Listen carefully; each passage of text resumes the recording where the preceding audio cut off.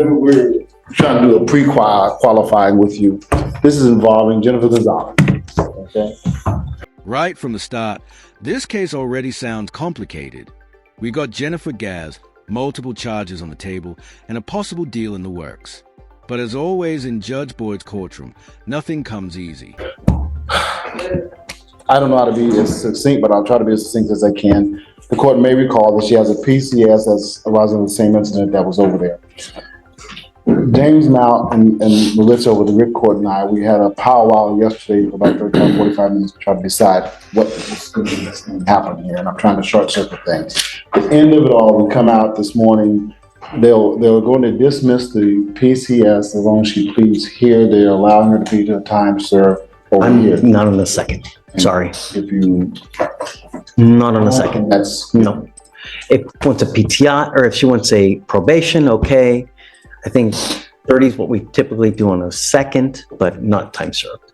Now, the first one was some time ago, Judge. Like I understand. Years ago. I get it. But, and she had violations while she's on, right? Well, there weren't violations that couldn't be excused or explained because what happens is she takes Adderall. And so that's what I think the issue was. No, I'm sorry. Here, the judge is making something crystal clear. This isn't her first DWI. And on a second offense, the law comes down hard. Probation, PTI, or even dismissal. That's all on the table. But time served isn't one of the options. Not on a second. And it's not just you. It's just, I have before, and people have ran, like literally the week after, they wrapped their car around the pole. So, and if I can, and it may or may not impact your decision, you know, she does not have a license, does not drive. Okay, she has that scooter that she's on that we talked about that's under 8 horsepower, whatever it is. Is it one of those Costco scooters that you cannot take on the street? Yes, you can't really get on the street with it, Judge. It's not one of those, and she has a license and has not had one. Okay. Now, I know there's going to be an imposition of a suspension of any license that she may have. I know that will be coming at her. The big issue with the probation, because that's one of the things that we first had talked about, she has to take care, and she's the sole provider for an elderly father. She doesn't drive, is unable to drive. Notice the defense strategy here. They're leaning on Jennifer's role as caregiver for her elderly father. It's an emotional appeal, but do you think personal struggle should outweigh public safety when it comes to repeat DWIs? Back and forth and everything, but he depends like 100% on her. Now, my concern with the probation, and it was the thing that we kind of tossed about yesterday, is if she's forced to be in a position of making a decision of doing something for her dad versus appear for a urine test or appear for an office visit or something like that, she's going to defer and say, I'm going to take care of my dad. My dad's life means more than me reporting. Probation will never interfere with anything that someone has to do for work, caring for another person. They will always work around. So if she gets called in for a drug test, all she has to do is say, hey, I can't come. You know, I can come tomorrow. They're not going to give you grace of a week, right? But it's got to be something reasonable. The next day, perhaps a couple hours down the road, but they're never going to leave you high and dry to where they're going to do anything like that. I can allow, if she does well, after the first couple months, I can allow virtual reporting as well, so that she can report via Zoom. You know, if she's doing well, she will still have to, you know, I mean, she's going to have a guardian interlock, right? Because that's what we do on all probations, especially on the second. So she doesn't have a vehicle, doesn't drive, doesn't have a license. She'll have a portable. There's a monitor on her. Can I have her come forward? Sure. Come forward, since I was, you don't mind. She's got a monitor ankle, and I'm paying for it now, right? And it is killing her leg. We'll take that off. We'll give her a portable device. That has to be modified because it doesn't look good at all. Her looks is the least of my concern. It's painful, Judge. You know what I'm saying? It's painful. Hello, Judge. Hi. How are you doing today? I'm doing great. How about you? Good, sir. Thank you.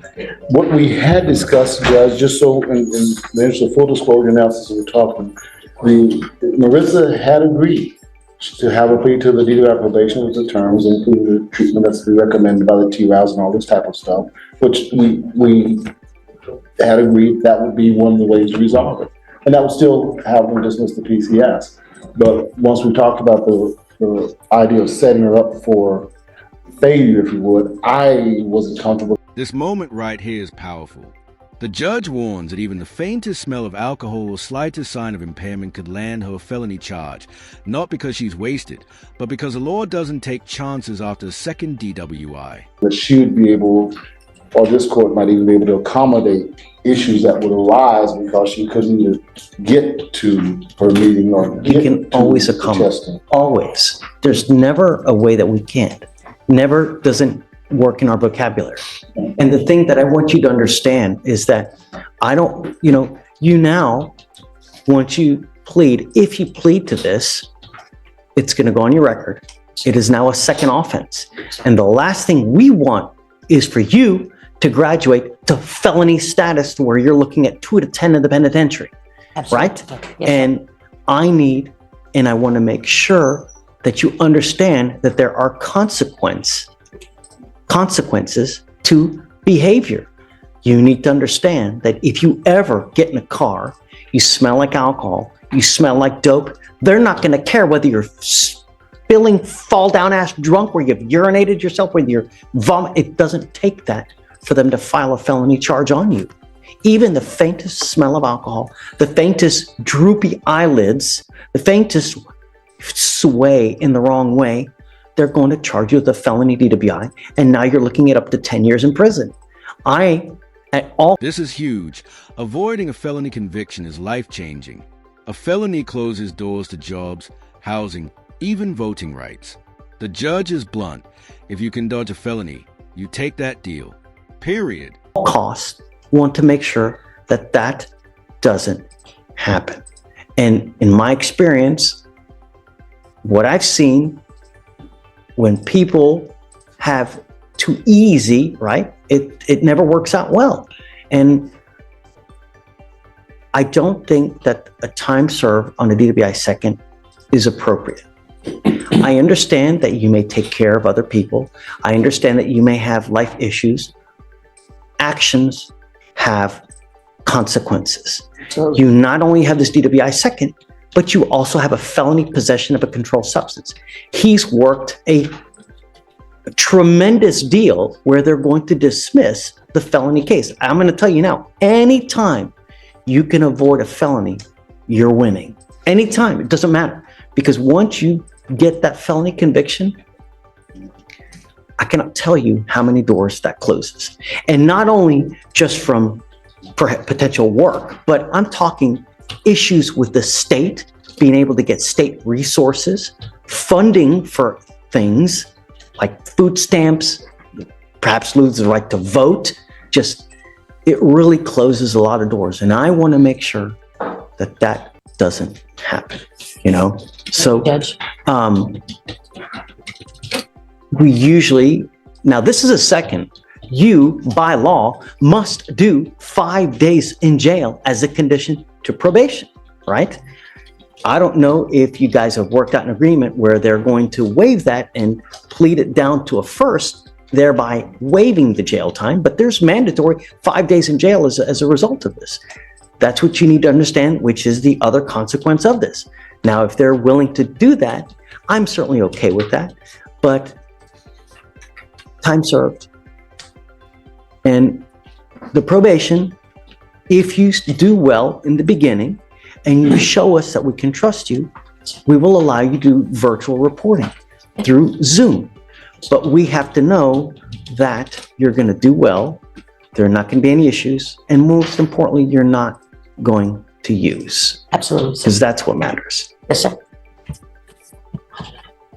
All we're trying to do here is make sure that you don't take a life on the road, so that you have enough of a crappy experience here that 15 years down the road, when you're placed in a position where you're intoxicated out there, man, should I get this car? I had such a miserable time in court with that Judge Fleischer. God, I never want that experience again. That's the idea. Yes, because sir. I want you to remember me 20 years from now when you're in a position of vulnerability where you make the right decision. Absolutely. Yes, And sir. hopefully with the probation, we get you understand. Absolutely, sir. I agree. It's fine. Now, you have a probation officer, right? Your probation officer is always willing to work with you. If they call you in for a drug test and you're in some kind of situation where you can't, you let them know. We will give you the line to Shatoria here. She's absolutely an angel, is always willing to help you out. We can give you a direct access to her. If you have a problem, call us, call me, call her, and we will work something out. Sure. But there's never a way that we can't work something out. There's always a way. There's always a way. Always. Yes, Your Honor. Okay? Yes, sir. Give me a minute or two to talk No to rush. Mike, Judge. No rush. And I mean, your case, Mr. Knowles, it's only what, like 140 days, right? We won't have it over today, Judge. Well, you don't have to. But I think like Now we switch gears, the Scram device. Think of it like an ankle bracelet that literally monitors alcohol through sweat. And here's the problem. It logged a 12-hour tamper. That's not a glitch. That's someone actively trying to cheat the system. so. I think just a little conversation. I think we should be able to get. Okay. For sure. And I appreciate it. Thank you. Thank you, sir. I appreciate you. That acetone and other things will interfere. They can judge, but I mean, the Scram device itself has an environmental tampering test. Like it will, the Scram device itself does a test internally to see if there are environmental factors that are affecting the Scram device. If there is an environmental factor that has affected it, as in he's a painter and there's some sort of paint that's got alcohol in it and it detects that, it will notice that it's not from sweat, and it will not accept that as a TAC reading. In this case, it's not what it shows. There's a confirmed tamper event for about 12 hours, and there is a confirmed TAC reading, but they can't actually confirm it because something was either stuck in the leg or it was removed entirely.